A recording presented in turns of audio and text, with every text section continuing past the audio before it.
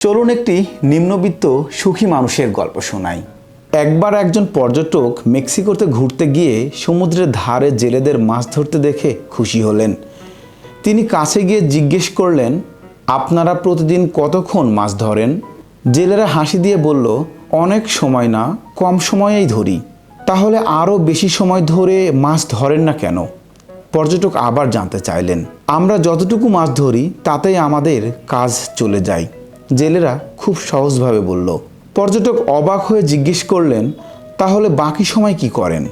জেলেরা বলল, আমরা বিশ্রাম নেই, বাচ্চাদের সাথে খেলি, স্ত্রীর সাথে খাই, সন্ধ্যায় বন্ধুদের সাথে আড্ডা দিই, গান করি, মজা করি, প্রার্থনা করি। পর্যটক বললেন, আমি হার্ভার্ড থেকে MBA করেছি।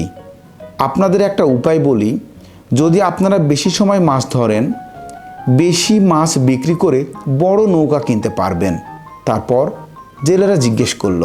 পর্যটক বললেন, বড় নৌকা দিয়ে আরও বেশি মাছ ধরবেন, আরও টাকা কামাবেন, তারপর আরও নৌকা কিনবেন, একসময় নিজস্ব মাছের ফ্যাক্টরি গড়বেন, পরে বড় শহরে চলে যাবেন, যেমন নিউ ইয়র্ক বা ক্যালিফোর্নিয়া, আর অনেক বড় ব্যবসা চালাবেন। জেলেরা জানতে চাইল, এসব করতে কত বছর লাগবে? 20 থেকে 25 বছর, পর্যটক উত্তর দিলেন। জেলেদের চোখে প্রশ্ন।